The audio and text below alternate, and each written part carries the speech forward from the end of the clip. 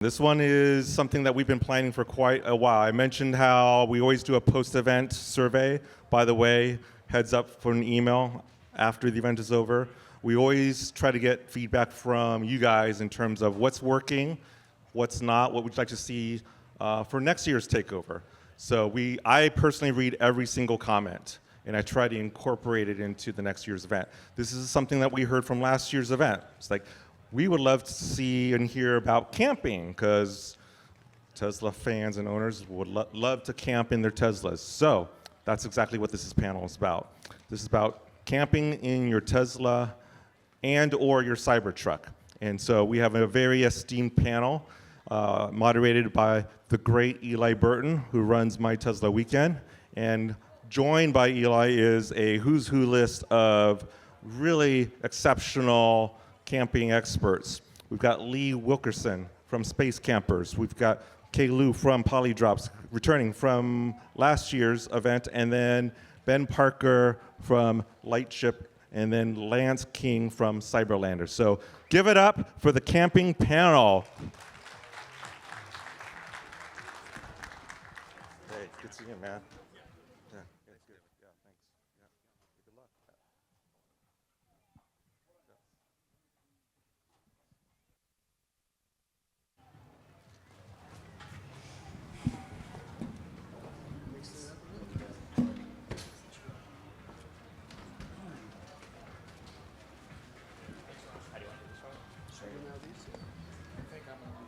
Oh, gotcha. All right, makes sense.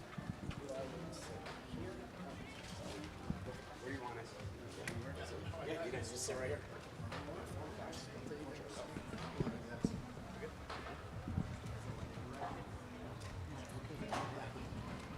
That's all good? Yeah, I'll sit. All right, is this thing on? Cool. So hi guys, I am Eli from the Tesla Owners Club, My Tesla Adventure, and I'm excited to be moderating this panel for you today that is all about camping in your Tesla and camping in your Cybertruck. Before I give the mic over to these guys, do their introductions, the Tesla camping space has come a long way the last 8 years. I remember 6 years ago starting off camping in my Model S, and all that existed was like Dreamcase and one other brand for beds that go into the back of your Tesla. And now it's expanded all the way into towables, to pop-up tents coming for the Cybertruck, and some really cool campers that these guys are going to tell you about today. So without further ado, let me give it off to my right here and give us your introduction. Hey everybody, I'm Lee Wilkerson. I'm the lead engineer at Space Campers. We are designing a wedge-style camper for the Cybertruck that just drops on, it's plug and play, and offers you kind of the basics of anything you want to take when you're camping. It's a pretty traditional style camper for traditional trucks, so we just took those basics and applied it to Cybertruck. Hi, I'm Lance King from Cyberlander. We like to say we've got the first RV that's fun to drive, thanks to Tesla building the Cybertruck, that lets you take a kitchen, living room, bedroom, bathroom, and office anywhere and everywhere you go. Still fits in one parking place, and you can park it in your garage.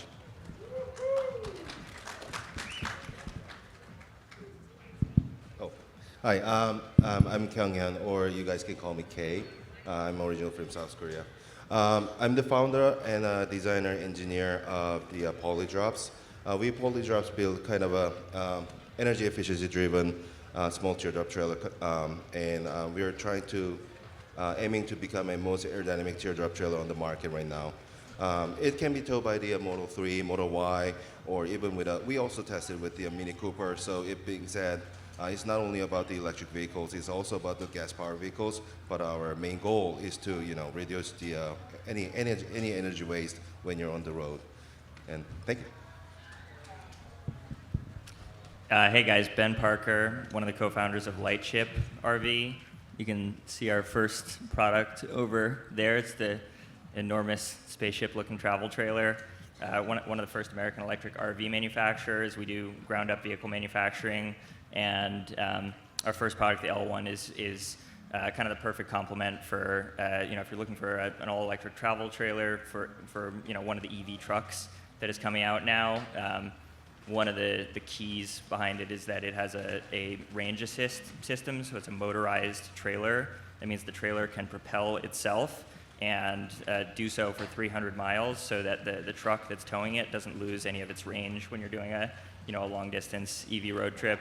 I have a very short funny anecdote that I was thinking about as you were talking, Eli, that I've done. Of course, we've all done a lot of camping in our Teslas, and I camped once for about a week with my girlfriend in my Model 3, and it was the best and greatest kind of early test of our relationship. We camped in it in Quartzsite, Arizona, in camping mode for 5 days, middle of the desert, and if we had not lasted through that, then basically if we could last that, we could last anything, and it was a great time. So, looking forward to doing a lot more electric camping in the future. Thanks for sharing. That's an awesome story. Yeah.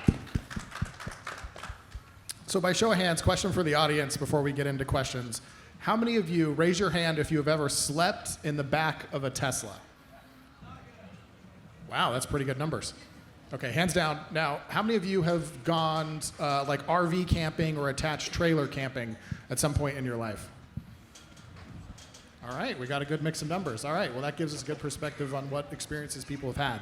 So the questions I'm going to have for you guys today really are about to explain to everyone here, how what you're making enhances the experiences that you guys have had previously camping, and you kind of addressed this a little bit.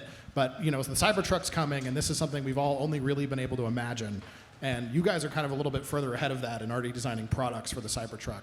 So if you can help paint a picture for the members of the audience, what Cybertruck is going to mean for the camping and adventure experience, but then also specifically how you're making is going to improve that. And I'll let whoever wants to take that first go for it.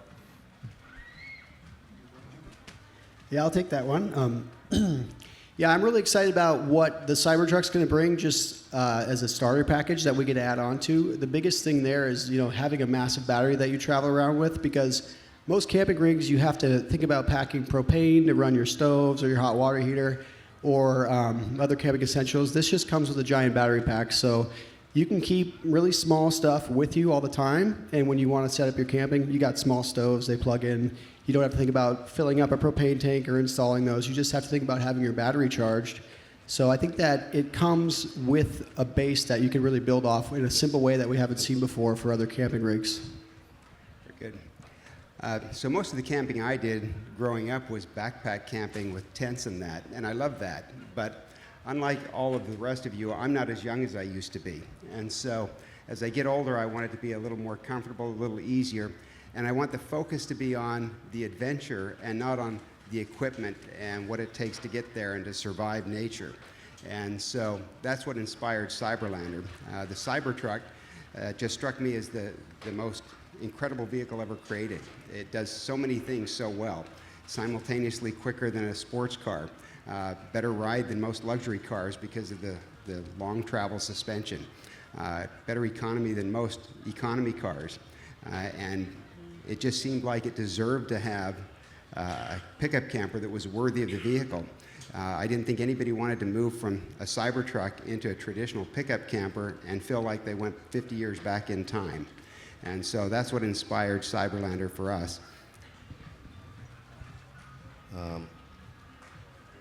Well, I believe, the Cybertruck will gonna definitely help people to understand, that telling people that you can still go for camping with electric vehicles. I mean, Rivian is already doing it. It's a great vehicle.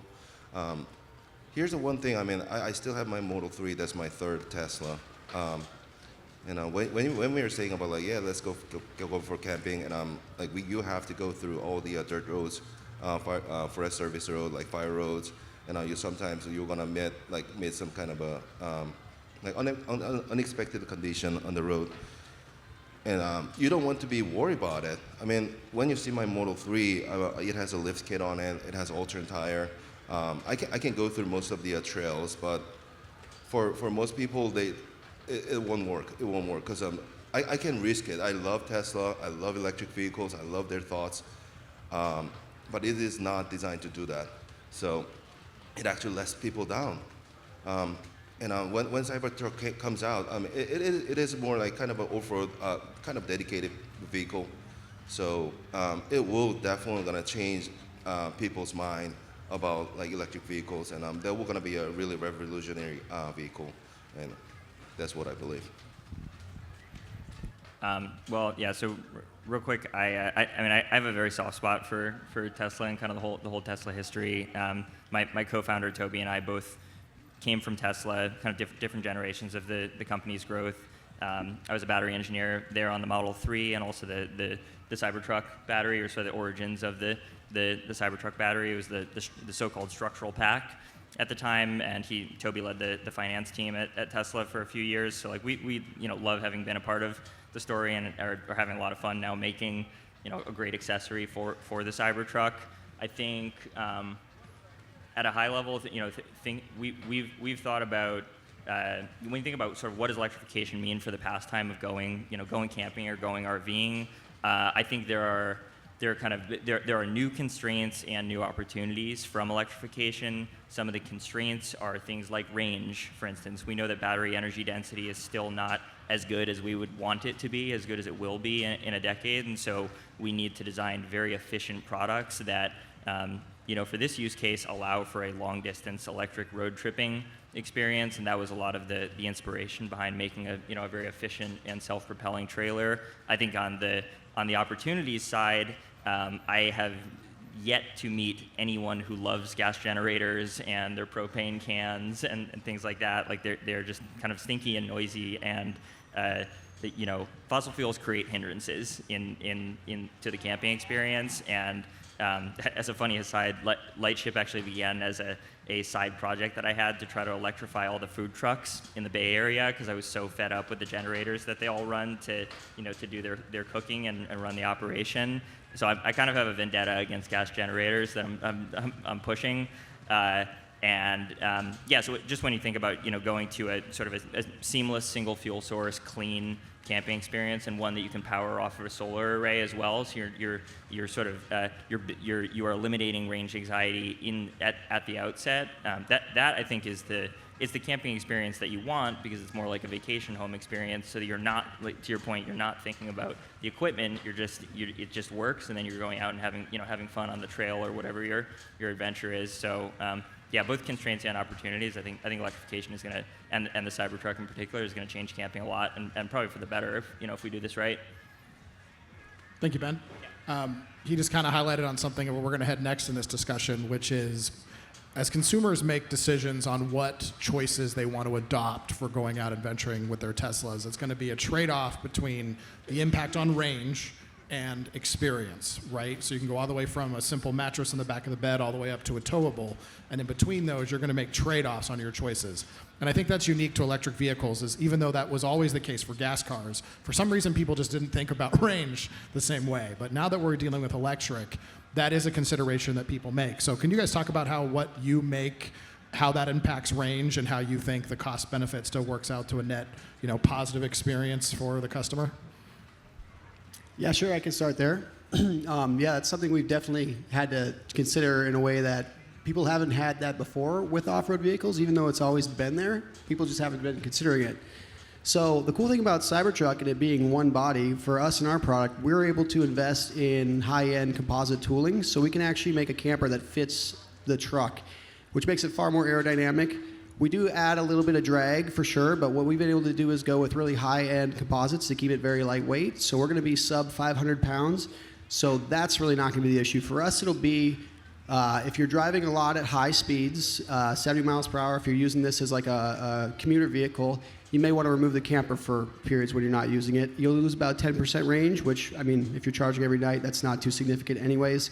If you're doing a little bit more, slow driving, casual driving, you'll lose about 6 to 7% range, because we're not really experiencing the loss of the aerodynamics. It's more about weight at that point, and ours is fairly lightweight. So, and that's what we've really been focused on. It's been a huge challenge, which is why we've gone into the high-end composites and why our camper costs a little bit more than other campers you see for traditional trucks, because we've had to step it up and go super lightweight so people don't have that range anxiety. Thank you. Yeah, just like Lee said, the challenge is to reduce the range as much as possible, or actually reduce your range loss as much as possible. And their trade-off was they're light, but they struggle a little bit more with the aerodynamics. Our goal has been to keep the aerodynamic loss to a bare minimum. But we do weigh quite a bit more than Space Camper does because we're trying to put in a lot more content to make it a little easier for everybody to get by, have the creature comforts of home. But our goal has always been to have a single digit, less than 10% hit to range from the combination of aerodynamics and weight. And that's really not achievable typically with a trailer unless you power it. So when you're towing a trailer with an electric vehicle, I've done this for like around 3 years. And what you're gonna figure out is that when you imagine about like towing a trailer with a let's say gas-powered vehicle, usually the weight is really important because when you're going up the hill, you're spending more energy to like climb up the hill. But when you're going down the hill, you're actually wasting that like energy through the your rear brake, the friction. That's what's happening. So the making a trailer lightweight as possible was the most important thing for the gas-powered vehicles. But for the electric vehicles, things have been a little changed because the thing is we can use the regenerative braking. We can make our vehicle to be really high efficient. So what we figured out is that we look into our trailer, our very first model from 2017. And we figured out that our trailer has some huge issue with the first was the rolling resistance, and second was the aerodynamics of the trailer. So from there, from 2019, we decided to adopt the CFD program, which the NASA and Boeing also use. And we figured out that for a trailer, it's a really different story. Like when we think about like the aerodynamics, people says like, yeah, the teardrop shape is the best. Which is not wrong, but we also have to put one condition on the front. It's going to be, we're going to have a towing vehicle on the front. So we have to calculate from the vehicle first. We have to analyze how the airflow coming out from the vehicle as well. And we have to strategically how to slice the air or like, kind of, how can I say, like deflect the air.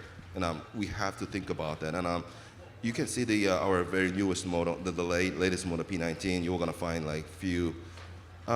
Some people say it's like a kind of weird stuff on the trailer. Like for example, we have an air tunnel on the front.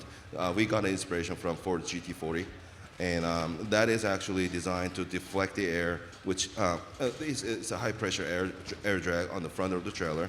We're trying to deflect that high pressure air underneath the trailer. It's not a sports car. We're not trying to go real fast. Our goal is to make the trailer really aerodynamic as possible. So, yeah. So there are a lot of things that we can actually discover for aerodynamics of the trailer. I did search about a lot of research papers, but there's not much of research about the trailer's aerodynamics. And yeah, there's a lot of things to say about this. But what I can tell you is that I believe making a trailer aerodynamic as possible will gonna make the EV to to have a most significant range. Because right now our trailer with the P19 behind, our Ioniq 5 actually can achieve EPA rating if you maintain 50 miles per hour. Because it only shows on our CFD program, it shows around 30% of the air drag increase. And if you just lower the speed a little bit, you can still go for like 250 miles. That's the EPA range of the Ioniq 5. Yeah, that's what we believe. Yeah, not to repeat anything you guys have said. I totally agree with what Kay is saying. I think range, and in particular towing range, is one of the hallmark problems of going electric camping. Especially, it's a little easier with a truck bed camper. It's especially challenging with a trailer in tow. To sort of start at the top, America has a love affair with the pickup truck. It's been the first, second, and third best-selling vehicles in America right now are all pickup trucks, and the pickup truck is going electric as we see it. There are a bunch of great electric trucks that are coming to the market now, and they're incredible vehicles, and they all have sort of the same Achilles heel, which is towing range. Y'all may know this if you've tried it yourselves, but you can easily see half to even 2/3 range loss. So a 300-mile truck can become a 100-mile truck if you're towing a tall trailer but behind it, because you're basically pulling a brick behind you. And so that's a key challenge to go solve to enable the electrification of the pickup truck and camping, especially RV camping along with it. And with Lightship, our approach was to say, okay, we have a problem that is similar to what Tesla faced 15 or 20 years ago in trying to electrify the car, which is to say that you can't just do a retrofit approach to existing vehicles and build a vehicle that is as efficient as it needs to be compelling. So in our case, we couldn't just start with a box trailer and put a battery in it or put a motor in it and try to get to a great long distance towing experience at a cost and a weight that is viable for most people. So we had to take the ground up approach instead, just like Tesla had to do with the Roadster and the Model S a while ago. And when you take the ground up approach with a trailer, what you find is that you have to focus doggedly on passive efficiency and aerodynamics in particular, because if the trailer is not passively efficient, then you're not going to be able to make a cost compelling long distance towing experience. And so our approach was to say, okay, let's make it as aerodynamic as possible. So it has to have a very aero shape. It has to have low frontal area so that it's sort of hiding behind the truck, or it's hiding in the slipstream of the truck as it goes down the road. And only once you have made the vehicle passively efficient and have rescued maybe half of the range loss, now you can put a relatively small battery and motor on board, and you can use that motor to propel the trailer so that the trailer helps the truck, and the truck doesn't feel any load as it's going down the road and thus loses no range. So it's kind of the ground up and comprehensive approach to product development that can make for a great and cost-effective long-distance EV towing and camping experience, we think. I don't think there's another way to do it. Thank you, guys. Those were all great answers. What a unique thing we have in this space, by the way. Like Gerald Long, these guys all talked about the efforts and thoughts and angles into efficiency versus you go buy a typical trailer right now from, just coming for the ICE car industry, and there is no effort put in like this into this type of engineering. So it's a pretty cool side effect of electrification to see the focus on efficiency becoming a thing even downstream just as a necessity.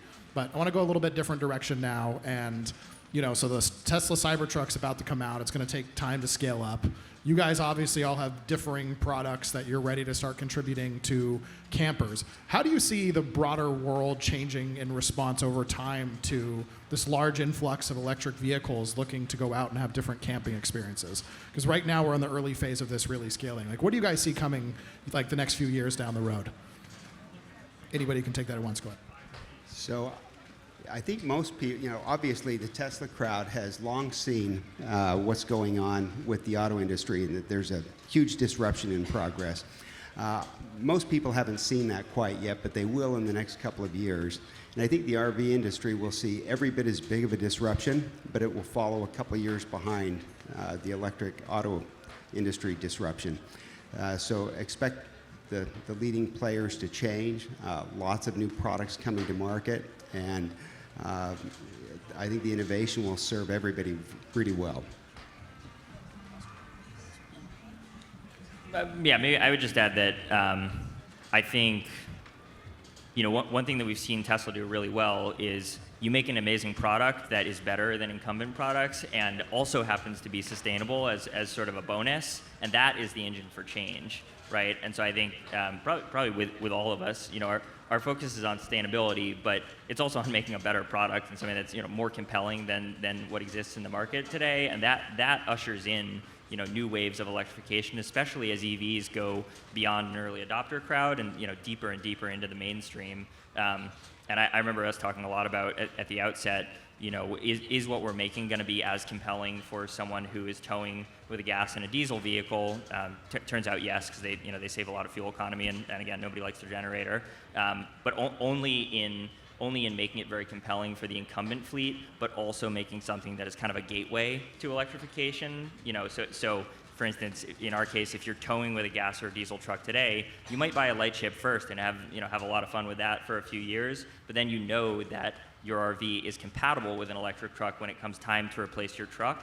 And so when that moment is right for that person, then they are able to make the switch to electric with their truck if their trailer is already there. So I think it's yeah, you kind of have to play the two off of each other, and you have to make better products because.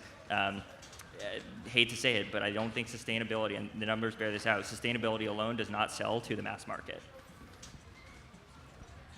So I believe there will be two main things we're going to be changed if they tow RVs with an electric vehicle. This is actually already happening in Korea because South Korea is a pretty small country, and there's tons of people actually they're towing a really huge trailer with their Kona EV. Kona EV is really cheap, and yeah, and they have ability to have like pulling out the power from their battery pack. I think it's called V2L. My Ioniq 5 also has it. So actually, people are really enjoying, doing the RVing with the electric vehicle, and they're actually, it's a good moment to learn how the, energy efficiency is working because they have limited amount of the energy in their vehicle, and they will gonna see like huge range drop when they're towing a like traditional RV trailers. And that's how they like start like shifting their mindset about the energy efficiency. I mean, it's not visible from your eye. It's just a trailer. Like a lot of people say, like, oh, it's aerodynamic because it has like smooth ice. But it's not that easy. Right now, I mean, what I can see from like that Korean community, people are learning right now, and that's the biggest change I see. And actually, that happens to me also. I mean, here's the one confession. I mean, until 2019, I wasn't the EV guy at all. I was Miata guy. I love the engine sound and everything. I was like that, but after I first drove a Tesla Model 3, my jaw dropped for like 30 minutes. I wasn't able to say anything. Like, holy shit, what is this? I mean, how they make a car with this small amount of the energy, and how you can achieve. I mean, at the moment I was driving SR Plus. Like how you achieve like 250 mile with how that's possible. So I started learning about like how they did that. It was incredible. Like they just focus on all the energy efficiency. Like it's not only about the aerodynamics, rolling resistance, all the mechanical drag inside of the gearbox and the motor. And that changed everything. And I believe it will going to happen it's not only about the automotive industry, it will going to happen in the RV industry as well. And it will going to affect all the throughout the whole human society, and that's going to be the biggest change I can see. All right, I want to jump in before we run out of time to give you guys a chance to speak to all this. All four of you guys are exhibitors here at the Tesla Takeover. Thank you for being here and supporting this huge event. Give them a round of applause.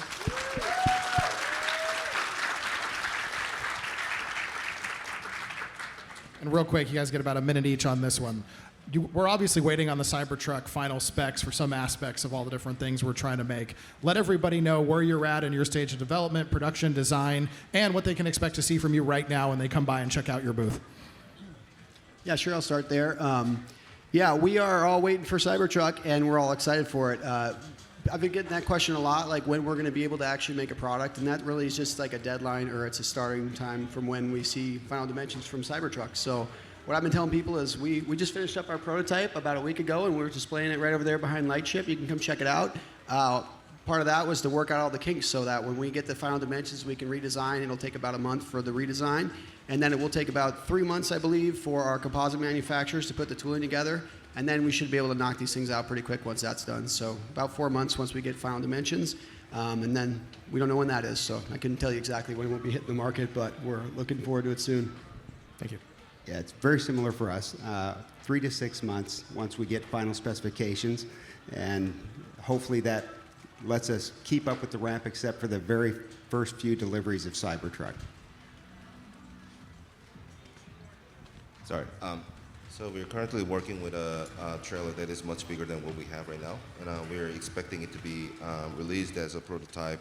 I mean, not a release. I mean, unveiled as a prototype in probably end of this year, which you can stand inside.